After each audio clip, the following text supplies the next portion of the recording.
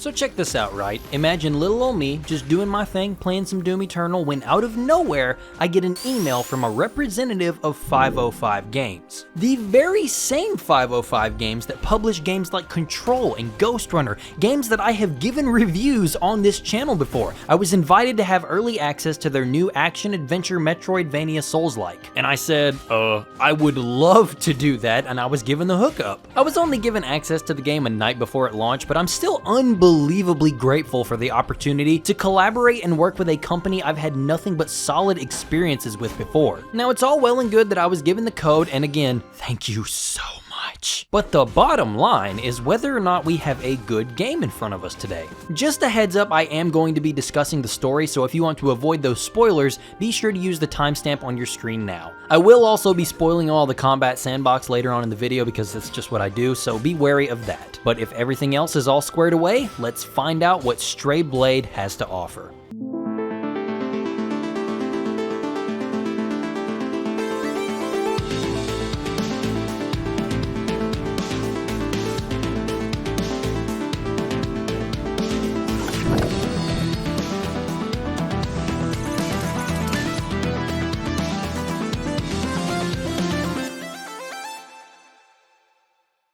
As the game opens, we find an adventurer out exploring some long-forgotten ruins when suddenly...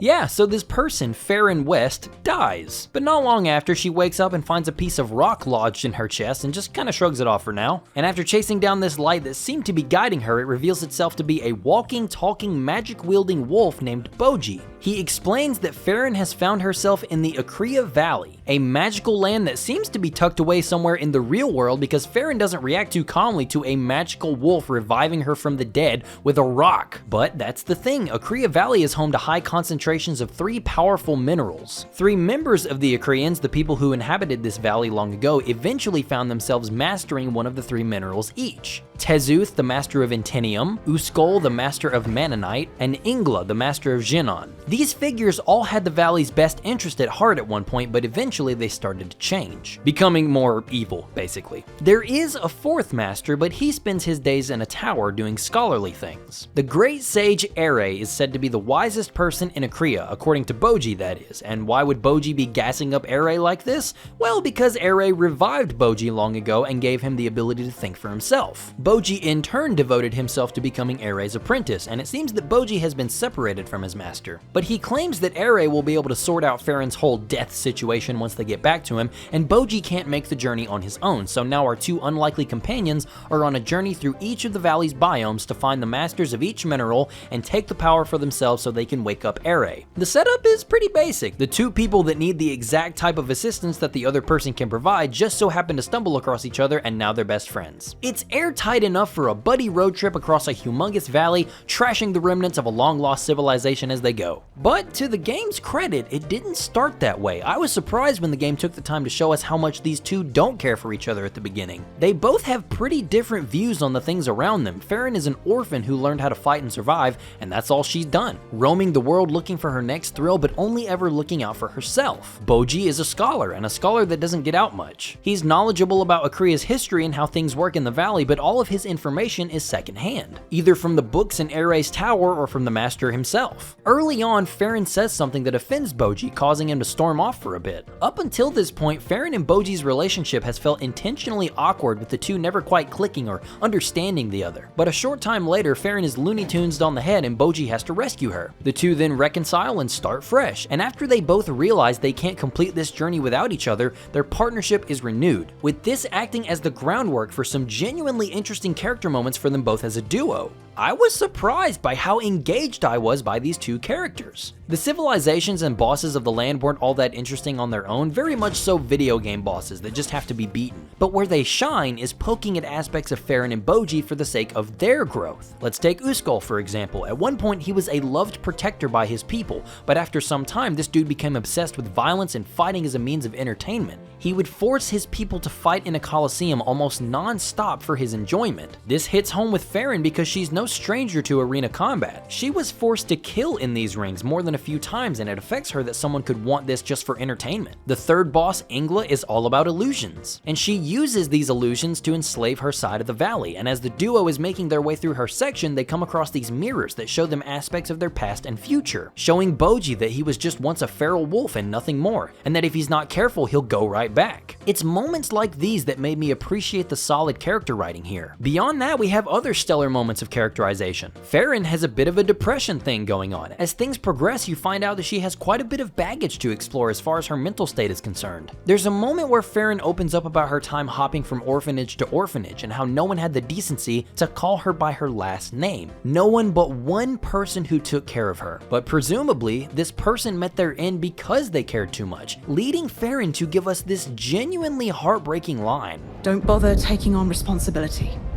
It will only lead to an early death and a few tears cried in vain on your behalf. Damn, that hits, man. My favorite, though, was probably when they get trapped in this cave. Farron is using nothing but her instincts and tenacity. Meanwhile, Boji is breaking down in the corner because he thinks he's going to be trapped in this cave forever, failing his master in the process. He starts pointing fingers, blaming Farron for their predicament before eventually just giving up and shutting down. Meanwhile, Farron is totally silent, just going into loner mode while she slams away at this wall to eventually break them out. I thought that was a wonderful representation of how these two were so different and make for a great duo. You know, while I was watching this story, I kept seeing similarities to Forspoken, an orphan main character that finds herself in a strange new land by herself, quickly finding a buddy character that's an expert and helps her acquire magical powers from 3 powerful rulers across the land, and a main character that has several emotional hurdles to clear while getting through the main journey. The pieces just fit, but if you remember from my video a few months ago, I said that Forspoken did some of these subjects justice. It wasn't a horrible attempt, but all of this is to say, however, I can't help but see Stray Balde as a far better exploration of these themes. Loneliness is very well explored, with Farron being a loner and Boji isolating himself with Ere. Both have to deal with finding and holding on to purpose in their lives after they were both dealt with fairly shitty circumstances. They both have very well-defined personalities and they're used for some effective moments. Don't get me wrong though, not every aspect was created equal here. The aforementioned Masters of the Elements are fleshed out when Boji tells us how they were before everything went down the pooper, but that's all we get. When Farron comes across them, they're all video game bosses by that point, just another enemy to fight.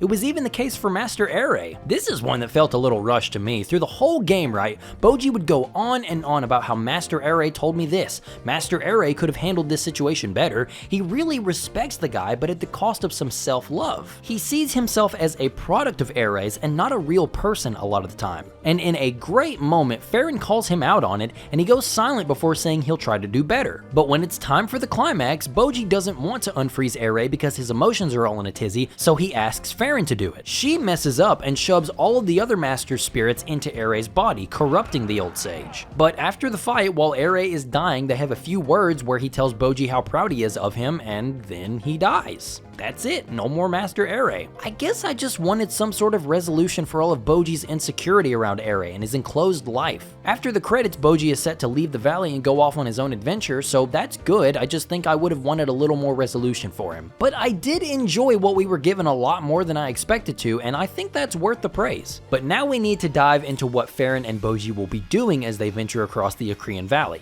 Stray Balde is a Souls-like Metroidvania with a strong emphasis on combat and exploration. Let's start with the first one, shall we? Farron starts out with a light attack combo on the right bumper and a heavy attack on the right trigger, a jump on the A button, a dodge on the B button, and a parry on the Y button. Enemies only have 2 different types of attacks. If they glow red before an attack comes out, it will need to be dodged. If they glow green, then the attack will have to be parried. If timed perfectly, both actions will grant bonuses. A perfect dodge will grant some stamina, and a perfect parry will grant stamina as well as damage the enemy's poise. Interestingly, the game explicitly tells you to focus on the action itself, not the glow. It's merely an indicator. I very much appreciate that. Most of the attacks do flash a considerable amount of time before the action, so it rarely feels out of my control to do the correct action. But yeah, about that poise bar, it's essentially the posture meter from Sekiro or Thymesia. Attacking the enemy will damage poise, and perfect parries will damage it a great deal. And when it's empty, you're rewarded with an instant kill.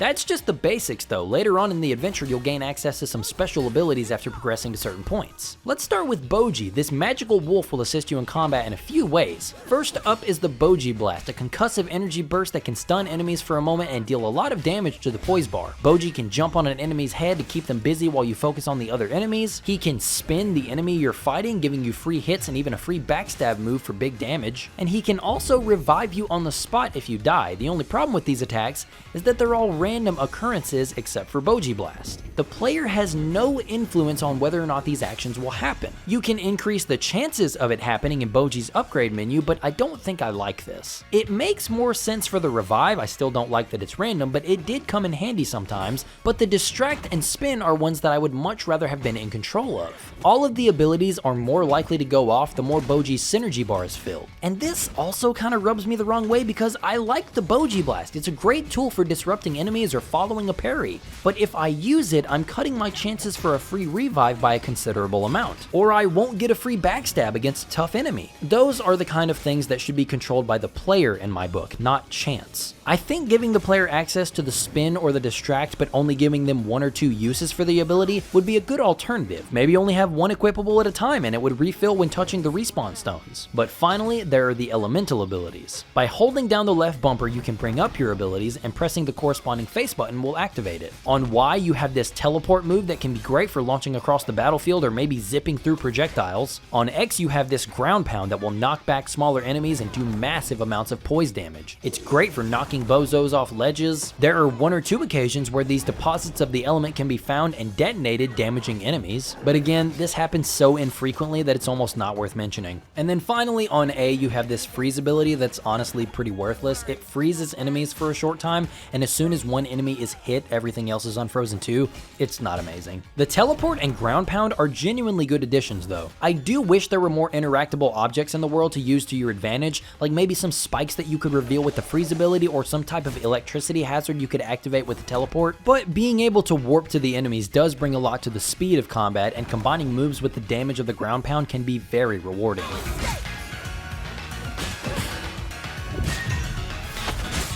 Speaking of rewards though, so I'm sure you've seen how many different weapons I've been using from the footage. Stray Blade has an impressive amount of weapons to eventually choose from, with the only real difference being the speed and damage they all sport. Swords with shields, swords without shields, huge maces, spears, axes, the variety is pretty impressive. And you'll want to give them all a try for a while because each weapon levels up as you use it and can unlock passive perks that are permanently unlocked for your character to use no matter what weapon you have. It's your basic stuff like stronger light and heavy attacks, more stamina, more healing items, etc. I don't really have any issues with this weapon selection though, so I'm down with this system. I used and leveled up most of the weapons in the game, and of course I had some that I didn't really like, but I don't think that was because they were bad weapons. I just didn't care for the heavier ones. I didn't like how long the animations took because it was basically stopping me from reacting to those short windows for parrying attacks. But with the quick ones like these assassin's daggers that were super fast, I could hit parries much more consistently. I got a lot of mileage out of the assassin's sword in the beginning, and then I really gravitated towards the butcher's knife. This thing had the right amount of speed and power for me, because who needs range when you're right in their face to begin with? It was also really cool seeing all the different finishing animations play out. Easily though, the most extra one was the pike.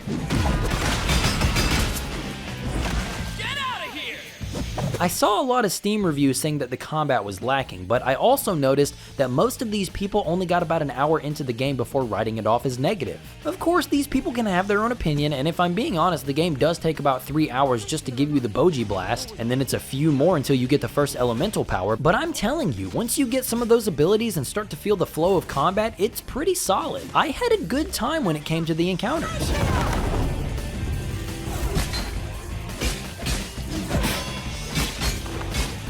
There were some pain in the ass enemies like the lizard generals and their unreadable attacks, these pitchfork guys and their extremely quick swipe attacks, and these javelin assholes are just annoying. But there are plenty of good enemies. I loved fighting these nimble dagger soldiers. And these big dudes might look intimidating, but they go down pretty easily and are actually fun to fight. These were the guys that showed me the quirks of the dodge in this game. It's not important really, but this is one of those dodges that isn't about the actual positioning. You just have to make sure you hit the button at the right time and Farron will phase abilities through the attacks. Just thought that was interesting. But the enemies are only a part of this awesome world that's been crafted. Seeing as how this is a Metroidvania, there will be plenty of exploration. Most of the time it will be facilitated by just using your gamer brain. You know what I'm talking about too. You identify the main path that progresses the story, and then you go the other way to get the extra goodies. And when you get a hold of the elemental abilities, they'll also help you with this. With the teleport ability warping you between these floating nodes, the ground pound activating these rocks, which is easily the most mechanically interesting of the abilities. Some can shoot you into the air, some create timed platforms for you to jump across,